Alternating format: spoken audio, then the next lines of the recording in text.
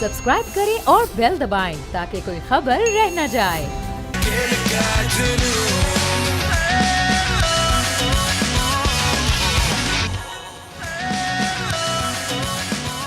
अस्सलाम वालेकुम नाज़रीन, आप देख रहे हैं बोल न्यूज़ की खुसूसी ट्रांसमिशन खेल का जुनून और मैं हूं सैयद रज़ी और मेरे साथ मौजूद हैं माविश निज़ार। नाज़रीन, भारत की तमाम तर उम्मीदों पर ऑस्ट्रेलिया ने आज पानी फेर दिया है और ऑस्ट्रेलिया आलमी कप का चैंपियन बन गया है। छठी बार चैंपियन बना है। इससे कबल ऑस्ट्रेलिया 1987, 1999, 2003, 2007, 2015 और अब 2023 में भारत में शिकस्त देकर ऑस्ट्रेलिया छठी बार क्रिकेट का आलमी चैंपियन बन गया है। माविश, ये क्या हो गया? ये अनर्थ हो गया रजी, ये अनर्थ हो गया। जो हिंदी में अनहोनी को कहते हैं ना कि ये अनर्थ हो गया। तो आज इंडिया के साथ तो ऐसा ही हुआ है, लेकिन खैर बहरहाल ये नहीं कि इंडिया हार गया इसलिए हम खुश हैं।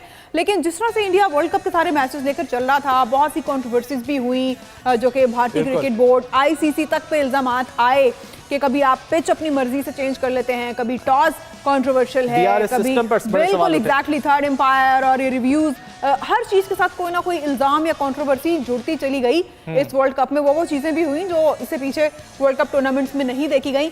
लेकिन एक्सपेक्टेड यही था, सबके ज़हन में यह था कि इंडिया फाइनल में जाएगा और इंडिया ही जीतेगा, क्योंकि इंडिया के होम ग्राउंड पे ये वर्ल्ड कप का इनेकाद किया गया। लेकिन ऑस्ट्रेलिया ने बिल्कुल पांसा पलट दिया। बिल्कुल, लेकिन भारत ने जिस तरह की क्रिकेट इस वर्ल्ड कप में खेली है, 10 मैचेस जीतकर भारत फाइनल में पहुंचा और फिर हमने देखा कि वहां पर जहां पर परफॉर्म करना चाहिए था भारतीय बल्लेबाजों को, वो नाकाम रहे। सिर्फ कोहली ने 50 स्कोर की, लेकिन कोहली भी एक ऐसे वक्त पर आउट हुए, पैट कमिंस की बॉल का शिकार बने जिस वक्त विकेट पर ठहरने की जरूरत थी। और पैट कमिंस की माविश आज की कप्तानी, मैं कहूंगा बेहतरीन कप्तानी की उन्होंने, खासतौर पर टॉस जीतकर जब बॉलिंग करने का फैसला किया, बड़ा दिलेराना फैसला था उनका। ना सिर्फ फैसला दिलेराना था, आप ये देखें कि इंडिया जो हर मैच में 300 प्लस, इवन क्लोजर टू 400 का स्कोर करता आ रहा था, ऑस्ट्रेलिया ने अपनी बॉलिंग और फील्डिंग से एंड प्लस उनकी जो हिकमत अमली खेल की, उन्होंने जो भी स्ट्रेटेजी बनाई होगी, उन्होंने कैसा कंट्रोल किया कि उन्हें 240 से आगे नहीं जाने दिया। एक्चुअली तो ये नजर आ रहा था जब 240 पे क्लोज हो गया थे इंडिया की इनिंग्स, तभी ये समझ में आ रहा था कि ऑस्ट्रेलिया ही विनर होगा। लेकिन फिर भी ये ख्याल था कि नहीं, इंडिया ने सारे मैचेस जीते हैं। अच्छा, शायद इंडिया भी जीत के बोर हो गया था रजी। वैसे बिल्कुल 10 मैचेस जीत गए थे। एक दिन तो आता है यार इस तरह का कि कहीं ना कहीं तो प्लेयर्स उस तरह परफॉर्म नहीं कर पाते और आज का ही दिन आया सामने। एग्जैक्टली, बिल्कुल। और जब हम देख रहे थे कि मैच सेरेमनी हो रही थी मावेश, तो उस वक्त जब रोहित शर्मा रवि शास्त्री से गुफ्तगू कर रहे थे तो उनसे सवाल पूछा गया कि आप क्या समझते थे कि इस विकेट पर कितना टोटल करना चाहिए था, तो उन्होंने वाज़े अल्फाज में कहा कि 270 से 280 रन हम समझ रहे थे। लेकिन फिर पैट कमिंस जब गुफ्तगू करने आए तो उन्होंने कहा कि हमने सोचा था कि 300 से अंदर आउट करने की कोशिश करेंगे भारत को, और वो बड़े कामयाब हुए। उन्होंने कहा कि 240 रन तो बड़ा बेहतरीन हदफ था हमारे लिए। 300 तक भी नहीं पहुंचने दिया। उन्होंने बहुत अच्छी हिकमत अमली से वो इंडियन बैटिंग को लेकर चले। और आप ये देखें कि यहाँ से पता चलता है कि उन्होंने किस तरह से जो असेसमेंट्स रखी, किस तरह से उन्होंने सारे अपना होमवर्क किया। वो 300 तक का सोच रहे थे कि उससे पहले इंडिया को वो कंट्रोल एंड क्लोज कर लेंगे, लेकिन इतनी अच्छी उनकी ये पॉलिसी रही कि उन्होंने 250 भी नहीं करने दी। और अगर वाकई ऑस्ट्रेलिया से इंडिया को जीतना था तो फिर 300 प्लस तक तो जाना पड़ना था रजी। ये तो होता, फिर ये ऑस्ट्रेलिया के लिए थोड़ा टफ टाइम होता। लेकिन शायद आज किस्मत भी ऑस्ट्रेलिया के साथ ही कि अभी तक जो चीज़ें इंडिया के प्लस पॉइंट समझे जा रहे थे, आज ऑस्ट्रेलिया ने मैजिकली वो सारे अपने हक में कर लिए। यानी ग्राउंड इंडिया की, क्राउड इंडिया का, और सारी मॉरल सपोर्ट उनके क्राउड की उनके साथ। लेकिन ये चीज़ आज इंडिया के लिए एक साइकोलॉजिकल प्रेशर बन गई और ये ऑस्ट्रेलिया के हक में। इसी हवाले से बात करते हैं कि गलती कहाँ हो गई भारत से। हमें ज्वाइन कर लिया है नय्यरुद्दीन ने और कमाल फरीदी साहब हमारे साथ मौजूद हैं। इसके अलावा एजाज वसीम भी हमारे साथ मौजूद हैं। नैयर साहब, आप क्या समझते हैं भारत से कहाँ गलती हो गई? जो रोहित शर्मा कह रहे थे कि 270 से 280 रन हमने करने चाहिए थे, आप समझते हैं कि अगर वो इतने भी कर लेते तो ये डिफेंडेबल टोटल था? देखें, आपके सवाल का जवाब देने से पहले मैं सबसे पहले आपको और बोल को मुबारकबाद देना चाहता हूँ। मेरे एक दोस्त हैं जो टेक्सटाइल इंडस्ट्रियलिस्ट हैं। अच्छा। वो ये मुझे कह रहे थे आज के उन्होंने तमाम चैनल्स देखे हैं, ऑब्जर्व किए वर्ल्ड कप में, लेकिन जो बोल के प्रोग्राम है वो सबसे ज्यादा मेयारी थे स्पोर्ट्स के। बहुत शुक्रिया आपका। दूसरी बात, जो आपके सवाल पे आए अगर, तो इंडिया की गलती जो है ना उसमें 2-3 बातें हैं। टू स्टार्ट विद, सबसे पहले उन्होंने पिच का जो ऑब्सेशन अपने लिए बना लिया था ना कि जी हमें इस पिच पे खेलना है, उस पिच पे खेलना है, ऐसे खेलना है, वैसे खेलना है, वो चीज उनकी अनडूइंग साबित हुई है, नंबर 1। नंबर 2 ये कि गलती इंडिया ने क्या करनी थी, आप ये देखें कि इंडिया ने 10 ओवर में 80 रन बनाए हैं, ठीक है, उस वक्त उनके 2 या 3 आउट हो गए थे। 10 ओवर में 80 रन ऑस्ट्रेलिया ने तो इसके शायद हाफ बनाए थे। लेकिन इस दौरान में जो ऑस्ट्रेलिया के ट्रेविस हेड और ये जो दूसरे फील्डर हैं, इन्होंने जो फील्डिंग की है, उस फील्डिंग में आज पहली दफा मैंने कोई मैच देखा है इतनी जिंदगी में कि इतनी शानदार फील्डिंग की गई हो कि जिसकी वजह से ये जनाब मैच का पासा पलट गया। ऑस्ट्रेलिया ने शुरू की फील्डिंग में ही मैच जीत लिया था। बिल्कुल। अच्छा, अब आ जाए जनाब इंडिया का क्या कसूर है। इंडिया ने, आप हैरान रह जाएंगे, 46% डॉट बॉल्स खेली हैं। इतनी हाई परसेंटेज ऑफ डॉट। नईउद्दीन साहब, उसमें भी केएल राहुल ने जो है वो 100 से ज्यादा बॉलिंग खेली है, 66 रन बनाए, सिर्फ एक बाउंड्री लगाई उन्होंने। सही कह रहे हैं आप। तो 3 बाउंड्री की आप बात कर रहे हैं, इंडिया के तो लंबे लंबे जो दौरानिये आए हैं मैच में, उसमें बाउंड्री लग ही नहीं रही थी। तो इंडिया आज जितना मतलब डिफेंसिव खेला है, हालांकि मैं दोबारा याद दिलाऊंगा कि 10 ओवर में 80 रन बहुत कम बने इस वर्ल्ड कप में, बिल्कुल, और आज उसमें से ये था। लेकिन वहां पर जो फील्डिंग हुई थी, उस फील्डिंग ने इनको बिल्कुल बेबस कर दिया। इनके चौके रोके, इनके वो जो कैच पकड़े ट्रेविस हेड ने इसका, रोहित शर्मा का, वो कहता है कि मैंने ये तो नहीं अपने जहन में सोचा था कि मैं 100 करूंगा, लेकिन ये कैच लेने का मुझे पक्का था कि मैं ये कैच जरूर लूंगा। जहन में इतनी पॉजिटिविटी थी, इतने चार्ज अप प्लेयर्स थे। तो ये सारी बातें जब आई हैं, इंडिया ने जो कहा है ना 270, 75, 80 होते, 300 भी होते, आज उन्होंने हार जाना था। जिस तरह से ऑस्ट्रेलिया ने बैटिंग की है, ये ना समझें कि जी अभी उनके 7 ओवर रहते, उनके लिए ये था कि उन्होंने इसी हिसाब से पेस की थी। नहीं, अगर उनको 300 का होता तो वो फिर उस हिसाब से पेस करते।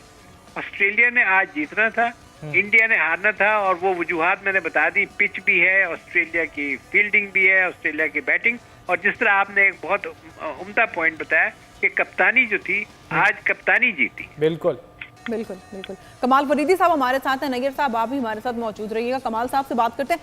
कमाल साहब, नगीर साहब ने जो पॉइंट्स रेस किए इंडिया के शिकस्त के या फिर ऑस्ट्रेलिया के जीतने के, आप क्या समझते हैं, यही वजूहात रही हैं या फिर इंडिया वाकई अंडर प्रेशर चला गया कि उनका क्राउड है और होम ग्राउंड है, और अगर वो वर्ल्ड कप ना जीत सके तो वो वाकई नहीं जीत सके, ये एक साइकोलॉजिकल प्रेशर भी हो सकता है? देखिए, हम थोड़ा सा पीछे जाते हैं। वर्ल्ड कप से पहले एशिया कप भी गुजरा है। एशिया कप इंडिया में नहीं हुआ, लेकिन श्रीलंका में हुआ। हमने देख लिया अजीत शाह ने किस तरीके से ये पूरी मोनोपोली ऐसे बिल्ड की कि इंडिया से बेहतर कोई क्रिकेट नहीं खेल सकता है, इंडिया से अच्छा कोई क्रिकेट नहीं खेल सकता। ये पूरा एक हाई बिल्ड करते हुए ये वर्ल्ड कप में आए। वर्ल्ड कप में अपनी फतूहात का सिलसिला शुरू किया, और अब जिस तरीके से अपनी मनपसंद पिचेस, मनपसंद चीज़ों के साथ इन्होंने अपनी विश लिस्ट कंप्लीट करवा के मैच ग्राउंड्स में ये उतरे हैं।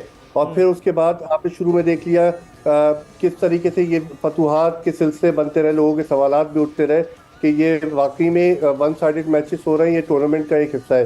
तो हमने आज के मैच में ये देख लिया कि क्रिकेट वाकई में उन लोगों का गेम है जो क्रिकेट प्रिपेयर करके गेम स्ट्रेटजी के साथ ग्राउंड में उतरते हैं। हमने ऑस्ट्रेलिया को देख लिया कि ऑस्ट्रेलिया ग्राउंड के बाहर बेतहाशा इंडियन सपोर्टर से मौजूद, लेकिन ग्राउंड के अंदर जिस तरीके से बॉल को रोकने वाले ऑस्ट्रेलियन प्लेयर्स से, वो ऑस्ट्रेलियन प्लेयर्स ने बता दिया कि क्रिकेट जो है प्रोफेशनलिज्म का नाम है, क्रिकेट वाकई में परफॉर्मेंस का नाम है, क्रिकेट वाकई में अपनी कुछ भी आप फैसिलिटी ले लें, चाहे होम क्राउड की ले लें, होम ग्राउंड की ले लें, अपनी मर्जी की पिच की ले लें, लेकिन जब तक आप परफॉर्मेंस नहीं देंगे, जब तक आप एज अ टीम नहीं खेलेंगे, फतह आपकी नहीं होगी।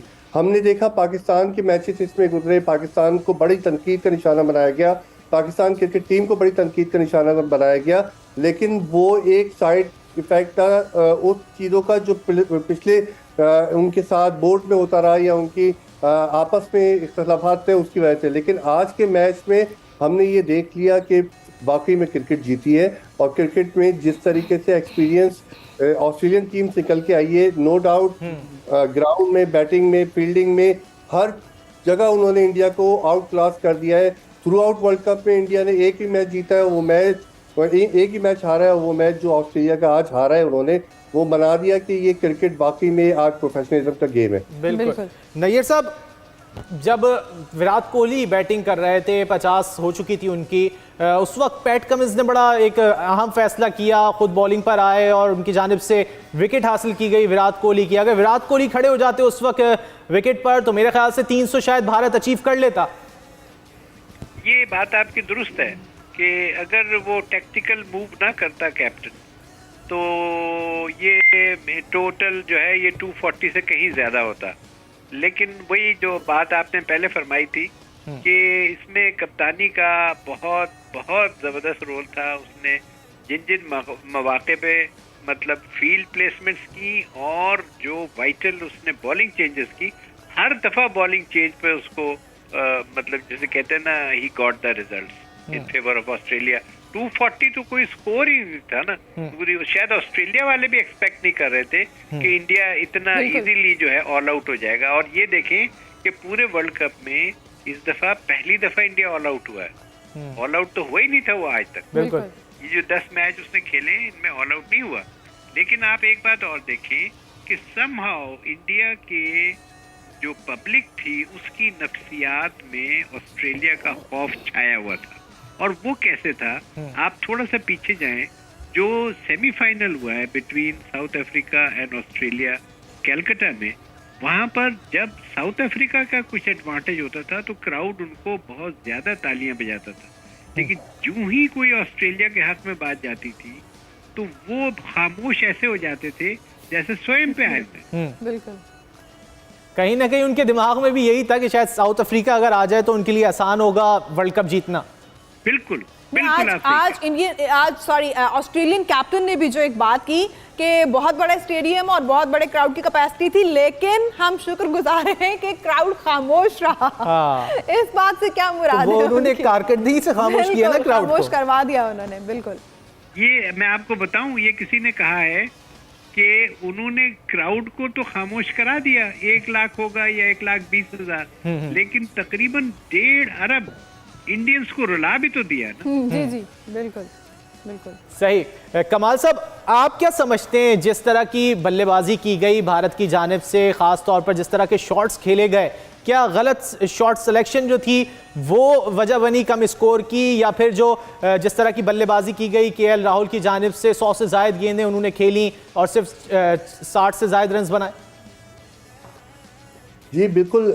जिस तरीके से हमने देखा कि इनके ओपनिंग बैट्समैन जो थे वो आते के साथ गैर जिम्मेदाराना शॉट्स खेलते हुए, और जिस तरीके से वो एक खौफ, जो नैयर साहब भी बोल रहे हैं, एक खौफ था ऑस्ट्रेलिया का, एक खौफ था कि ऑस्ट्रेलिया के बॉलर्स के साथ वो शायद अपने आप को कंफर्टेबल नहीं समझ पाए और उन्होंने गैर जिम्मेदाराना शॉट्स खेले, जिसकी वजह से विकेटें ताबतें इनकी जाती रही और जिसकी वजह से एक प्रेशर बिल्ड होता रहा। विराट ने नो डाउट एक जिम्मेदाराना इनिंग खेलने की कोशिश की, लेकिन उनको दूसरे एंड पे जब सपोर्ट नहीं मिली और जिस तरीके से केएल राहुल और दूसरे लोग इनके साथ खड़े हुए एट द एंड और फिर विराट की विकेट चली गई, तो फिर आपने देखा खामोशी और ग्राउंड में जो एक माहौल था खौफ का, वो हावी हो गया था इंडियन स्पेक्टेटर्स पे। वो आप ड्रेसिंग रूम में देख रहे थे, वो डगआउट पे देख रहे थे कि प्लेयर्स का एक मोराल जो था, जो एनर्जी थी फर्स्ट इनिंग में, वो इनिंग से डाउन हुई और वही फिर सेकंड इनिंग में उन्होंने देखा कि सेकंड इनिंग में बॉलिंग कराते हुए भी उनको एक खौफ था कि इतने कम स्कोर को भी डिफेंड नहीं करवा पा रहे थे, क्योंकि इनके सामने जिस तरीके से ऑस्ट्रेलियन दीवार बन के खड़े हो गए थे, वो एक वाकई में एक आज का दिन जो था वो इंडियंस के लिए एक बड़ा मुश्किल दिन था। इंडियंस दीवारी मना के, आज पटाखे मना के, और बहुत सारे पटाखे बचा के रखे हुए थे, दिल के अरमा आंसू में बह गए, टूट गए एक्चुअली, लेकिन उनके पटाखे भी टूट गए और टीवी स्क्रीन भी बहुत सारी टूट गई। जी जी बिल्कुल। बहुत जज्बाती क्राउड होता है इंडिया का। एजाज हमें ज्वाइन कर चुके हैं। कमाल साहब, एजाज से बात करते हैं। एजाज, जैसे कि बात हो रही है, नगीर साहब ने कहा कि इंडियन टीम पिच ऑब्सेशन का शिकार हुई है। वो अपनी मर्जी की पिचेस पर खेलने के शायद आदी हो चुके थे और देखने वालों को भी लगता था कि क्या कमाल खेल रहा है इंडिया, ये विराट की सेंचुरी और बुमराह के बॉलिंग और ऑल दैट। तो शायद पिच ऑब्सेशन भी वन ऑफ द रीजंस है आज के मैच की। चीज़ों पे लगे हुए हैं। टॉस उनके कप्तान ने जीता और उसके बाद उसने अपनी मर्जी का फैसला किया। और हम अभी पिछले लास्ट आवर में भी बात कर रहे थे, मैं और सलमान मिर्जा, कि इंडिया ने जो आखिरी 5 वनडे मैच इस वर्ल्ड कप में जीते हैं वो इंडिया ने पहले बैटिंग की है, जैसे आज पहले बैटिंग की है, लेकिन उन्होंने 300 प्लस रन किए और फिर इंडियन बॉलर्स ने इस दौरान आपके सामने श्रीलंका को 100 के नीचे आउट किया, इंग्लैंड को आउट किया। साउथ अफ्रीका वाला मैच जो ईडन गार्डन्स में 5 अक्टूबर को इंडिया ने खेला था वो हम सबके सामने है।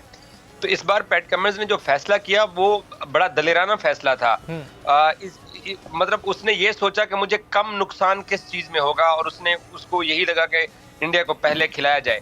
लेकिन एक और चीज जो कि हमें ये भी देखनी चाहिए कि ये जो इंग्लिश टीमें होती हैं ये एशियन टीमों के साथ नॉकआउट मैचेस में ज्यादा फाते रहती हैं। ऑस्ट्रेलिया 6 वर्ल्ड कप जीता है। आप ये देखिए कि 1999 का वर्ल्ड कप वो पाकिस्तान से जीते हैं, 2003 का वर्ल्ड कप वो इंडिया से फाइनल जीते हैं, 2007 का वो श्रीलंका से जीते थे। तो नॉकआउट मैचेस में और स्पेशली टाइटल के जो मुकाबले होते हैं वहाँ एशियन टीमें मेरे हिसाब से उस लेवल की उनकी मेंटल स्ट्रेंथ नहीं होती है कि वो इतने बड़े मुकाबले को जीत सकें। अगर इंडिया 2011 का वर्ल्ड कप जीता है अपने होम ग्राउंड्स पे तो फाइनल में श्रीलंका को हराया। अगर पाकिस्तान ने 2017 की चैंपियंस ट्रॉफी जीती तो पाकिस्तान ने एशियन टीम इंडिया को हराया है। तो अब ऑस्ट्रेलिया का रिकॉर्ड देख लें कि वो नॉकआउट मैचेस में आते हैं और फिर फाइनल जीत के चले जाते हैं। तो ये एशियन प्लेयर्स का भी थोड़ा प्रॉब्लम है कि ये बड़े ओकेजन के ऊपर अक्सर ही चोक कर जाते हैं। सही। नैयर साहब, जैसे कि महाविश बात कर रही थी पिच के हवाले से, एक तस्वीर बड़ी गर्दिश कर रही थी सोशल मीडिया पर, पैट कमिंस पिच की तस्वीर ले रहे थे अपने मोबाइल से। आप क्या समझते हैं, बड़ी बेहतरीन पिच उनकी जानिब से रीड की गई और पहले बॉलिंग का फैसला किया गया और थोड़ी स्लो पिच थी? जी, पिच बिल्कुल स्लो थी, इसमें कोई शक नहीं है।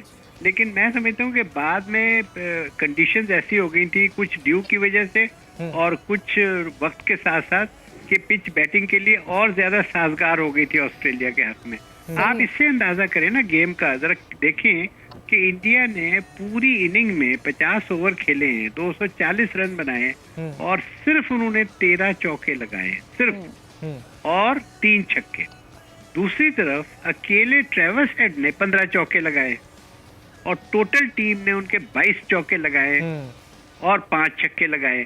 तो कहने का मकसद ये है कि डेफिनेटली अगर ये स्टैटिस्टिक्स हम देखें तो हमें पता चलता है कि पिच ने शुरू में खेलने के बाद अपना कैरेक्टर चेंज किया और साथ में जो ग्राउंड कंडीशंस चेंज हुई, जो ड्यू वगैरह आई, उसकी वजह से बॉल जो है वो पिच पे जब आ रही थी तो बैट के ऊपर कदरे बेहतर आ रही थी। जैसे कि शुरू में इतना बॉल, आपने कई शॉट्स देखी होंगी, उनके बैट्समैन पहले खेल जाते थे और बॉल बाद में पास ऑन होती थी विकेट कीपर के पास या उनकी बॉडी पे लगती थी या जो भी होता था।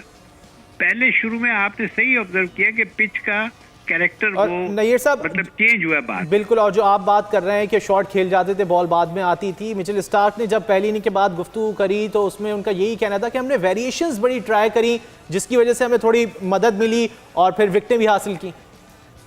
जी, आप सही फरमा रहे हैं कि पिच इस वक्त ये जो इंडिया ने जिसे कहते हैं ना कि एक गड्ढा खोदा था वो उसमें खुद ही गिर गए। इनको चाहिए ये था, देखें पहले ही इनको आईसीसी ने इंस्ट्रक्शंस दे दी थी कि पिच के ऊपर ग्रास होना चाहिए और बैटिंग पिच होनी चाहिए और बाउंड्रीज जो हैं उन्होंने कहा था कि कोई भी जो है वो मेरा ख्याल है 70 मीटर से नीचे नहीं होगी।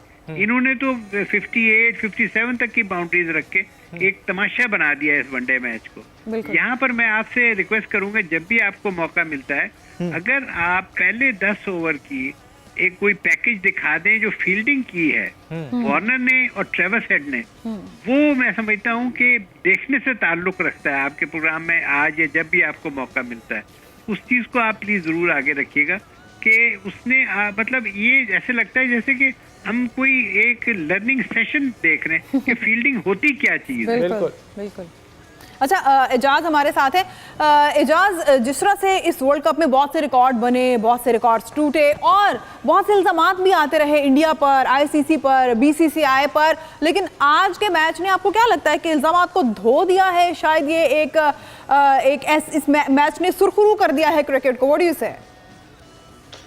देखें, पहले भी जिस तरह के इल्जामात लग रहे थे, क्योंकि as a professional sports journalist अब मैं तो इन चीज़ों पे बिलीव नहीं करता कि दो मुख्तलिफ गेंद होते हैं दोनों एंड से और इंडिया को कोई डिफरेंट बॉल दिए जा रहे थे या कोई पिच टेम्परिंग की जा रही थी। अब होम टीम का एडवांटेज यही होता है जो उन्होंने 10 मैचेस के अंदर ले लिया था कि हमने अपना पाकिस्तान के साथ मैच कहाँ खेलना है, अफगानिस्तान की कमज़ोर टीम के साथ कहाँ खेलना है, ऑस्ट्रेलिया जैसी बड़ी टीम को उन्होंने पहले चेन्नई में स्पिन विकेट के ऊपर 190 पे आउट करके जीता था। तो जो इंडिया ने डिजाइन की थी चीजें वो उनको सपोर्ट करती थी राउंड मैचेस की हद तक। नॉकआउट मैचेस के अंदर फिर आपको वो चीजें आपकी फेवर में नहीं होती हैं। और दूसरा, एक लंबा टूर्नामेंट खेलने के बाद थोड़ा इंडियन ओवर कॉन्फिडेंट भी हो गए थे। इस बात में भी कोई शक नहीं है कि उनको लगता था कि हम बॉलिंग कर रहे हैं तो तबाही हमारे बॉलर्स मचा रहे हैं, हम बल्लेबाजी कर रहे हैं तो हम 400 के करीब रन कर रहे हैं। सो ओवर कॉन्फिडेंट टीम भी थी। लेकिन जैसे मैंने पहले कहा कि एशियन टीमों की यही कमजोरी होती है। हम 2022 का T20 वर्ल्ड कप फाइनल हार गए इंग्लैंड जैसी टीम से, जबकि हालांकि T20 में पाकिस्तान बहुत अच्छा करता चला आ रहा था। गो के नीदरलैंड ने हमें बेनिफिट किया सेमीफाइनल में पहुंचने के लिए, लेकिन सेमीफाइनल में न्यूजीलैंड टूर्नामेंट की बेस्ट टीम थी, पाकिस्तान ने हराया था।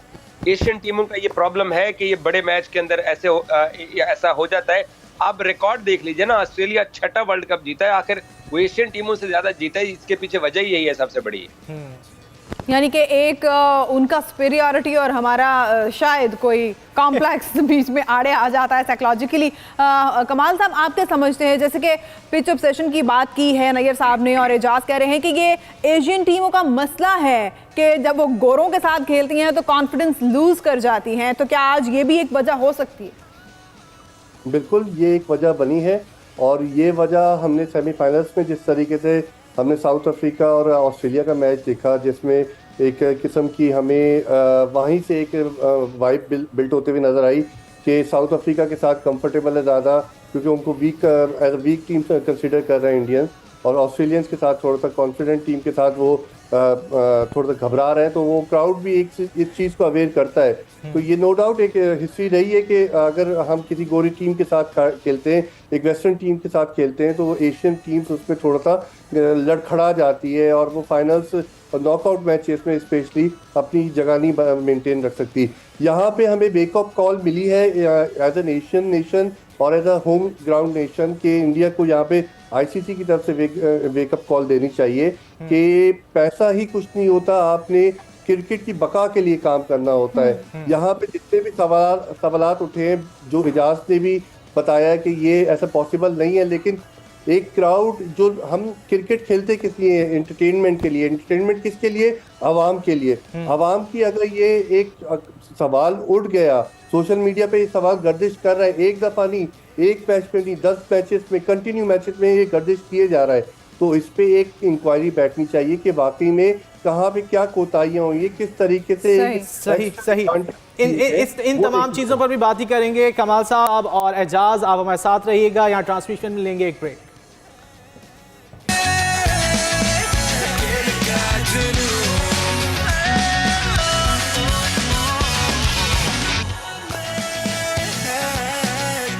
ब्रेक के बाद खुशामदीद जनाब खेल का जुनून में, और हमारे साथ एजाज बाकरी मौजूद हैं, कमाल फरीदी साहब हैं, नैयर साहब हैं। अच्छा नैयर साहब, आपसे इस बारे में भी थोड़ा फ्यूचर की थोड़ी बात कर लेते हैं, पाकिस्तानी टीम की बात कर लेते हैं। ऑस्ट्रेलिया ने तो आज वर्ल्ड कप जीत लिया और उनका कॉन्फिडेंस तो इस वक्त दैट्स टचिंग द स्काई। अब पाकिस्तान की जो सीरीज होने जा रही है इन कमिंग डेज, और पाकिस्तानी टीम इस वक्त जिन अप्स एंड डाउन्स का शिकार भी है, तो आप क्या समझते हैं कि ऑस्ट्रेलिया से सीरीज जीतनी है, एक अच्छा कंपटीशन देना है, तो क्या तैयारी होनी चाहिए? देखिए तैयारी के लिए मैं ये समझता हूँ कि क्योंकि कैप्टन भी नए हैं और हेड कोच और डायरेक्टर भी नए हैं, तो इन लोगों को मतलब मैं समझता हूँ एक तो आपस में जिसे कहते हैं ना अंडरस्टैंडिंग डेवलप करनी है, नंबर 1। नंबर 2 ये कि पूरी टीम में जो भी टीम सेलेक्ट करनी है उसको जल्दी कर लें और उनको साथ रख के उनके अंदर कॉन्फिडेंस दें और उनको ये समझाएं कि तुमने अपनी बेस्ट परफॉर्मेंस देनी है, तुमने ये नहीं देखना कि ये हम हार रहे हैं या जीत रहे हैं। बेस्ट परफॉर्मेंस दो और उसके बाद leave the rest to Allah, कि जो भी रिजल्ट होगा अल्लाह की तरफ से आएगा। पूरी कौम हमारी टीम को फुल सपोर्ट करेगी अगर ये पता चले कि हर प्लेयर ने अपना बेस्ट दिया है। आपको याद होगा कि मेरा मतलब है एक ज़माना ऐसा आया था कि ऑस्ट्रेलिया ने अपने हर बैट्समैन को अपने हर बॉलर के साथ अटैच कर दिया था कि सब ने बैटिंग करनी है और उनसे ये था कि जी इसके साथ आप इसको बैटिंग में एक्सपर्ट करेंगे। इस तरह की कोई ट्रेनिंग हो।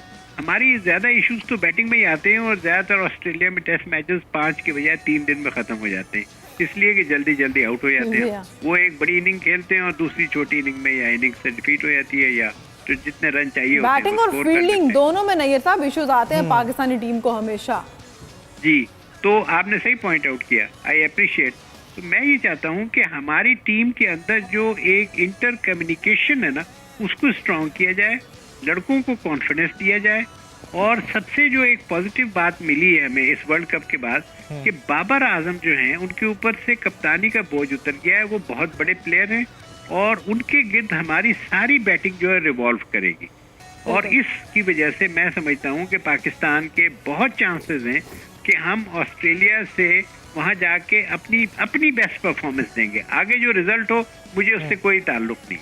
ठीक है कमाल साहब, आप क्या समझते हैं क्या तब्दीलियां करनी चाहिए पाकिस्तानी टीम में, ख़ास तौर पर अभी जो रीसेंट सीरीज़ आ रही है ऑस्ट्रेलिया के खिलाफ टेस्ट में, तो क्या चीज़ें हैं जिनके ऊपर फोकस करने की ज़रूरत है और ख़ास तौर पर शान मसूद के हवाले से वो बहैसियत कप्तान वहाँ पर मौजूद होंगे?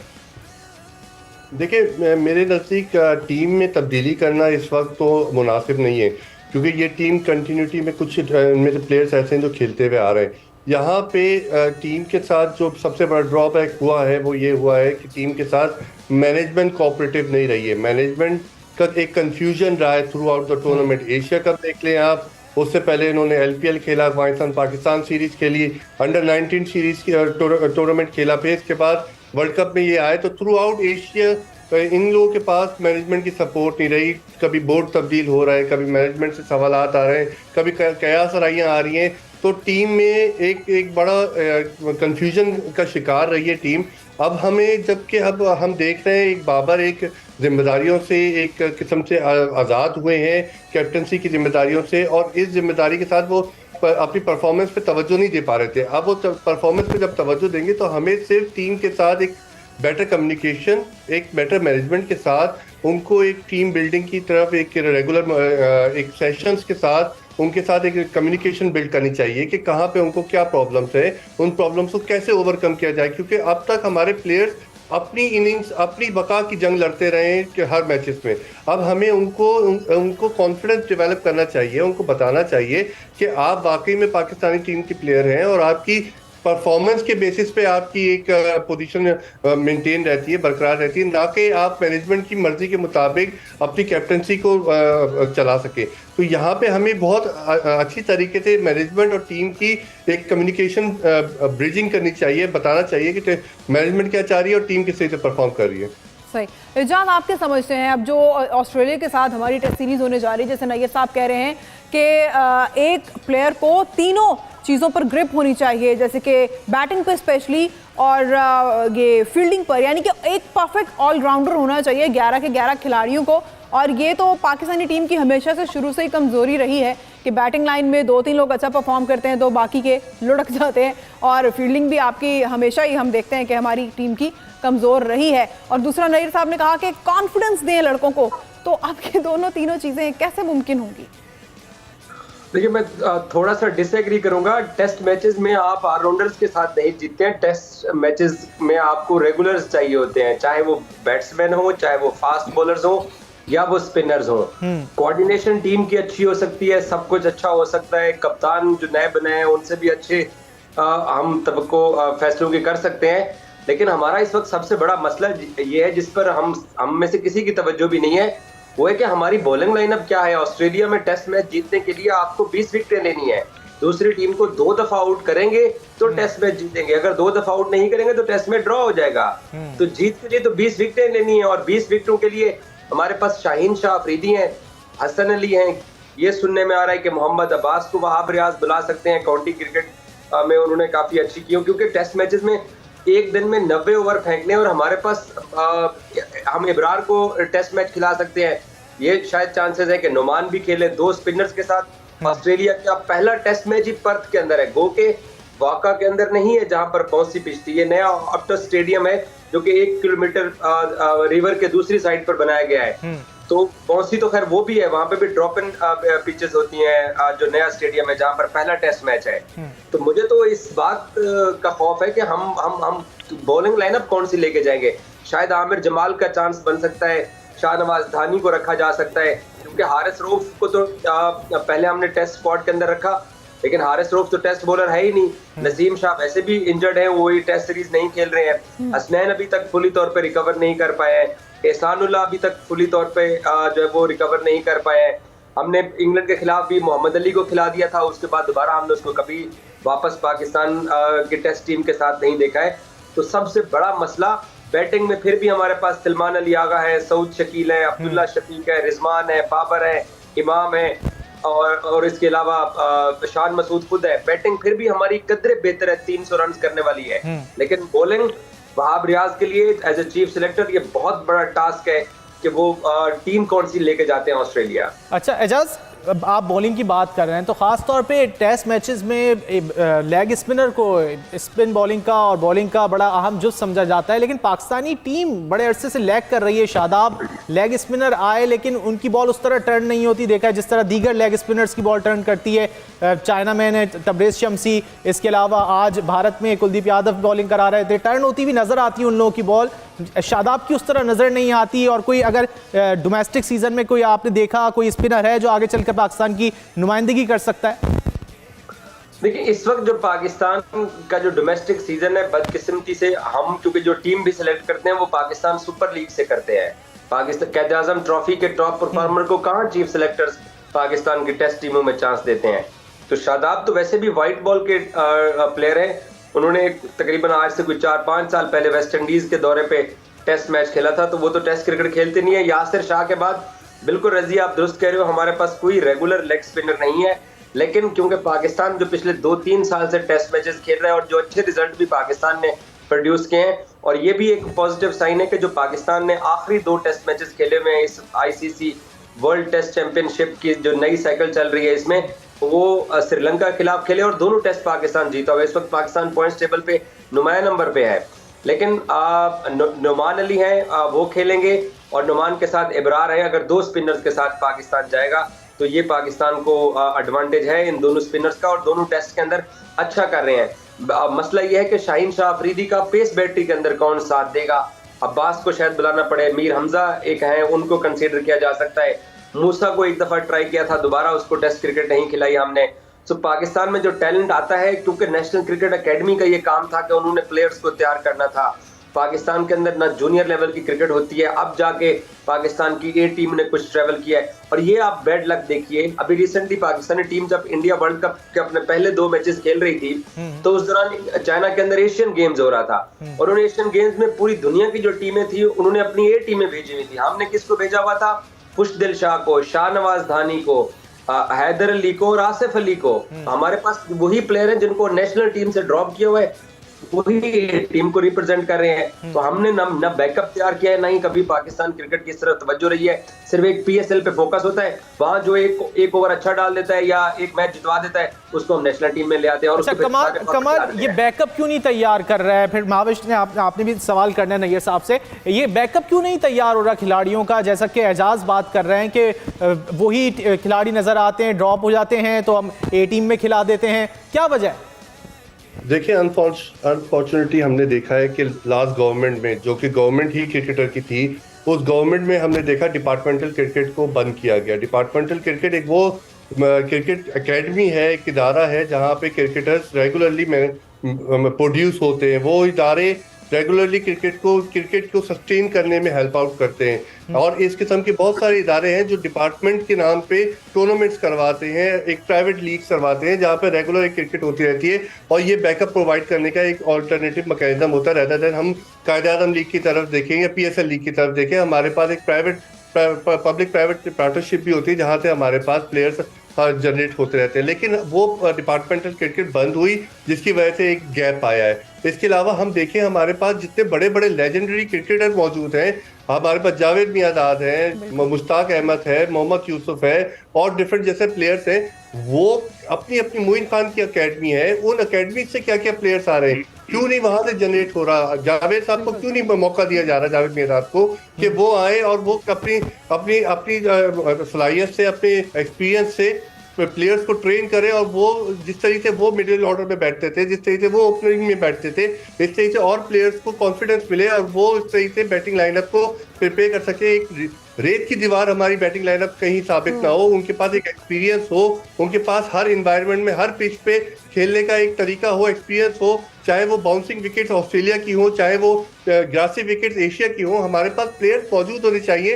टूर्नामेंट्स होते रहे, ये टूर्नामेंट्स नहीं होते, ये डिपार्टमेंटल क्रिकेट नहीं है, जिसकी वजह से हमारे पास बैकअप इस वक्त ऑलमोस्ट नन है। जो हम देख रहे हैं, हमारी ए टीम में भी ड्रॉप आउट जा रहे हैं हमारे पास, और अंडर 19 में भी वो प्लेयर्स हैं जो हम देख रहे हैं, कंसीडर कर रहे हैं अपने प्लेइंग 11 के लिए। तो हम ये लम्हा फिक्रिया है हमारे बोर्ड के लिए भी कि क्यों नहीं हमारे पास बैकअप रेडी है, क्यों नहीं हमारे पास एक नंबर 1 पे खेलने के लिए 10 प्लेयर मौजूद है, क्यों नहीं हमारे पास नंबर 2 पे खेलने के लिए एक बॉलर मौजूद है, जो कि हमारे पास सिर्फ शाहीन शाह आफरीदी की जगह ऑल्टरनेटिव कोई अब तक ले नहीं पाया कोई। अगर वो अनफिट हुए थे, नसीम शाह अनफिट है, तो टूर्नामेंट पे जाने के लिए कोई दूसरा ऑल्टरनेटिव बॉलर मौजूद नहीं है। ये हमारे लिए एक लम्हा फिक्रिया है, और ये बोर्ड को और बोर्ड के इंडिविजुअल सिलेक्शन वहाब रियाज को और दूसरे लोगों को देखना चाहिए। आगे क्रिकेट आ रही है, लेकिन अनफॉर्चुनेटली पाकिस्तान में नहीं खेल रहा इतना क्रिकेट, जिस तरीके से क्रिकेट के लिए हमारे पास प्लेयर्स मौजूद होने चाहिए। नईर साहब, आप क्या समझते हैं, जैसे कि दोनों शख्सियात ने, एजाज ने भी और कमाल साहब ने भी एक ही चीज़ को पॉइंट आउट किया, और ये बात है भी कि पाकिस्तान में टैलेंट हंट शायद रुक गया है क्रिकेट में, या नई जो एक खेप है क्रिकेटर्स की, अंडर 19, अंडर 14 वगैरह, ये सब अब उस तरह से ये चीज़ें दिखाई नहीं देती हैं। तो जितने सीनियर क्रिकेटर्स हैं पाकिस्तान के पास, बड़े बड़े नाम हैं जिन्होंने दुनिया में नाम पैदा किया है, उन्हें ये जिम्मेदारियां बांट क्यों नहीं दी जाती, ताकि हमारे पास बैकअप टीम हो। अगर एक प्लेयर इंजर है या किसी वजह से नहीं खेल पा रहा, तो एक काबिल प्लेयर हमारे पास मौजूद हो, इस तरह की जगहसाई का सामना ना करना पड़े जो भी एशिया कप और वर्ल्ड कप में देखना हुआ। ये बहुत सही मशवरा दिया है कि जावेद मियादाद और इस तरह के जो सीनियर प्लेयर्स हैं, उनसे हमें फ़ायदा उठाना चाहिए, और दूसरी तरफ हमें एक सिस्टम ऐसा बनाना चाहिए कि पूरे पाकिस्तान में क्लब जो हैं वो मुतहरक हों, क्लब क्रिकेट, और उसके अलावा इंटर कॉलेजिएट पाकिस्तान लेवल तक के टूर्नामेंट हों, और इंटर यूनिवर्सिटी पाकिस्तान तक के टूर्नामेंट हों, लेडीज़ के भी हों और बॉयज़ के भी हों, ताकि वहाँ से हमारी सप्लाई लाइन आएगी। ये जो हमारे लोग हैं ना, ये हमारी सप्लाई लाइन जो है, इसमें से फिर नेशनल क्रिकेट खेलेंगे और PSL वगैरह खेलेंगे, और फिर वो पाकिस्तान टीम में आने के लिए मतलब एक तरह की आपकी जिसे कहते हैं बेंच स्ट्रेंथ बन जाएगी। सारा काम जो है वो, मेरा मतलब है, अकेले PCB के बस का नहीं है कि वो इतने हज़ारों लाखों प्लेयर्स को इसी तरह से सारा ऑर्गेनाइज करे, लेकिन इनको इस लिहाज से इनके साथ बातचीत करनी चाहिए, HEC हायर एजुकेशन कमीशन के साथ, और जो हमारे बोर्ड्स हैं एजुकेशन के और गवर्नमेंट्स हैं प्रोविंशियल, ताकि मुल्क में नौजवानों को ज़्यादा से ज़्यादा सेहतमंद जिसे कहते हैं ना रुझानात की तरफ उनको तवज्जो दिलाई जाए, बजाय इसके कि हमारा मुल्क बदनाम हो रहा है कि हम बहुत ज़्यादा ड्रग्स में हमारे नौजवान मुलव्वस हो रहे हैं, लड़के भी और लड़कियां भी। तो स्पोर्ट्स ही एक ऐसा ज़रिया है, और सिर्फ क्रिकेट नहीं, और भी स्पोर्ट्स हैं जिससे हम लड़कों को और लड़कियों को उस तरफ राग़िब करके और सेहतमंद एक पाकिस्तान बना के हम आगे फ्यूचर के लिए तैयार करें। सही। एजाज, जैसा कि नैयर साहब कह रहे थे कि बोर्ड को भी आगे आना चाहिए, प्राइवेट सेक्टर को भी आगे आना चाहिए, लेकिन हमारा जो बोर्ड है वो तो खुद अंदरूनी मसाइल का शिकार हो जाता है। यहाँ पर मालूम नहीं होता चेयरमैन को कि वो अगले बरस रहेगा या नहीं रहेगा, इंटरिम सेटअप आ जाता है। अभी ज़का अशरफ साहब मौजूद हैं, वो 3 महीने की तौसीह उनको मिल गई, तो इस तरीके से तो क्रिकेट के मामला बेहतर नहीं हो सकते।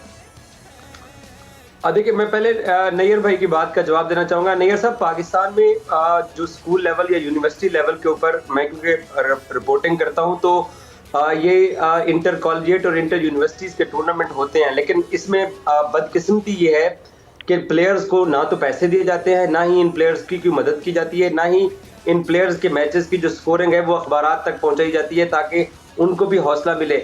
अगर आप बात कर रहे हो उस जमाने की जब मिंटो पार्क के अंदर 40 क्लब लगते थे, मुस्लिम जिमखाना या बाकी क्लब्स जहां से वसीम अकरम, सलीम मलिक जैसे बड़े प्लेयर्स लाहौर से निकले थे, अब वो जमाना नहीं रहा है। अब क्लब क्रिकेट को कोई तवज्जो नहीं दी जाती है। स्पाइक्स पहन कर आप बॉलिंग नहीं करवा सकते हो। कितने लाहौर के ऐसे ग्राउंड्स हैं जो कि मुख्तलिफ क्लबों के पास हैं, वहां पर आप स्पाइक्स पहन के फास्ट बॉलर बॉलिंग ही नहीं करवा सकते। वो कहते हैं हमारा विकेट खराब हो जाता है।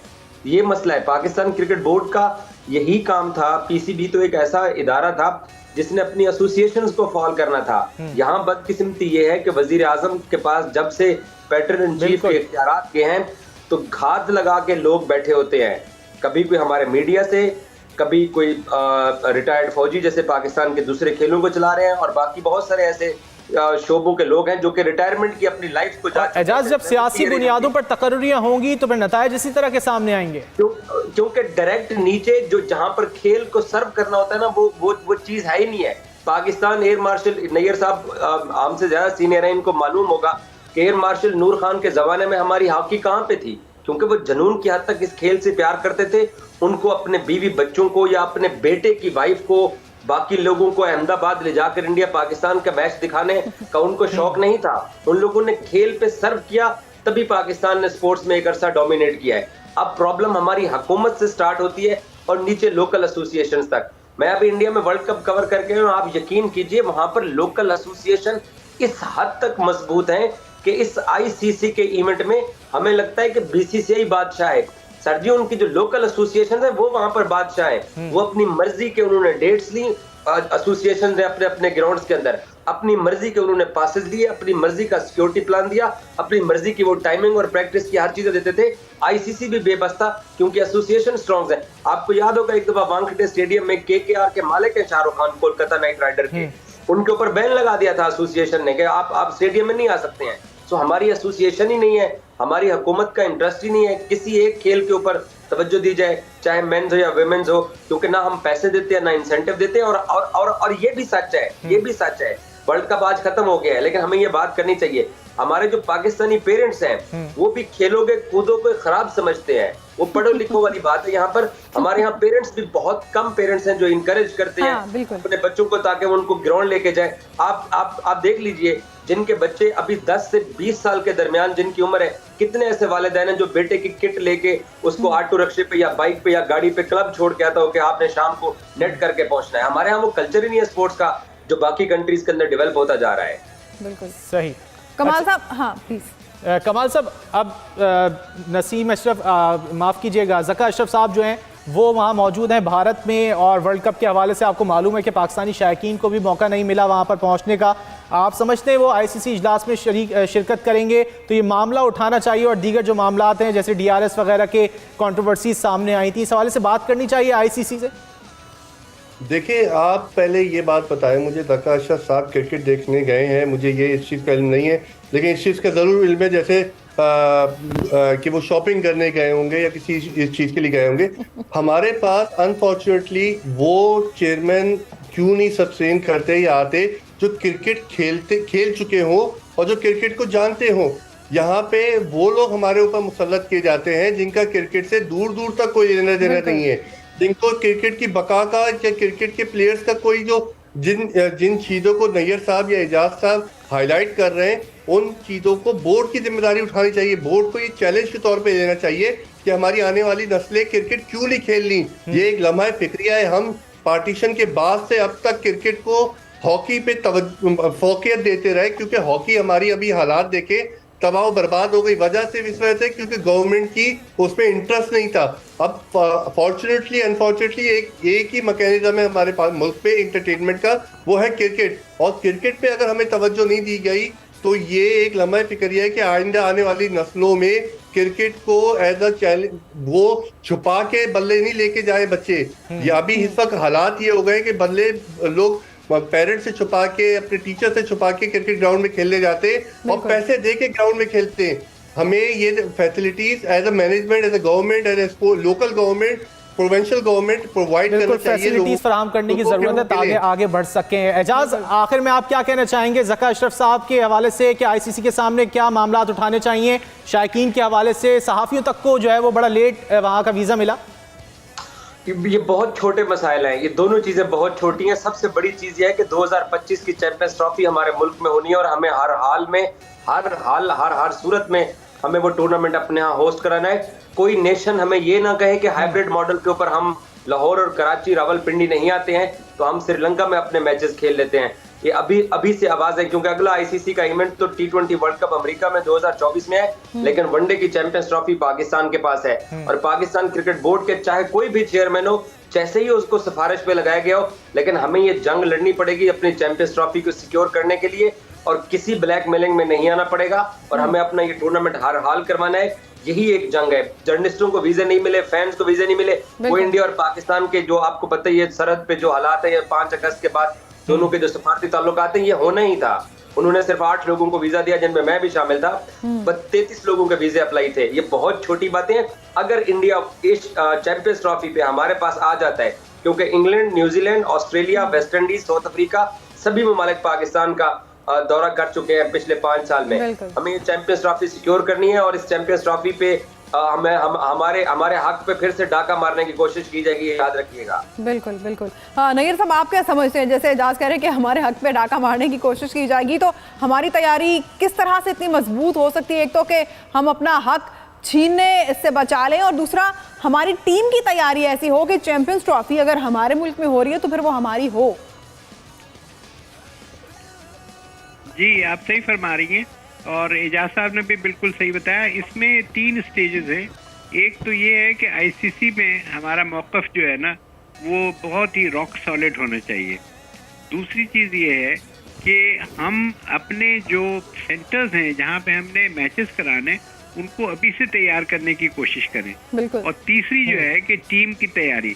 तो ये 3 स्टेजेस हैं, और मैं आईसीसी को ये भी तजवीज़ आप ही के प्रोग्राम के तवस्सुत से दिलवाना चाहूँगा कि जहाँ तक T20 का टूर्नामेंट है, उसमें इस चीज़ को कंसिडर कर लें कि जो फाइनल मैच है वो बेस्ट ऑफ 3 का अगर हो सके, तो वो थोड़ा सा उसमें और ज़्यादा मैं समझता हूँ एंटरटेनमेंट और फेयरनेस आ जाएगी। एक दिन एक टीम किसी एक वजह से अच्छा खेलती है, नहीं खेलती है, कोई और मसाइल हो जाते, तो अगर 3 मैच हो फाइनल के बेस्ट ऑफ 3, तो उसमें ज़रा मैं समझता हूँ और रौनक और क्रिकेट का फरोग ज़्यादा होगा। सही, उम्मीद यही करते हैं कि पीसीबी की जानिब से बेहतर इक़दाम उठाएंगे और आईसीसी के सामने बेहतर तरीके से अपना मौक़िफ़ रखा जाएगा। एजाज़ वसीम, नय्यरुद्दीन साहब और कमाल फरीदी हमारे साथ मौजूद थे। आप तीनों का बहुत शुक्रिया। नाज़रीन, ट्रांसमिशन से सैयद रज़ी और महाविश निज़ार को दीजिए इजाज़त। अल्लाह हाफ़िज़।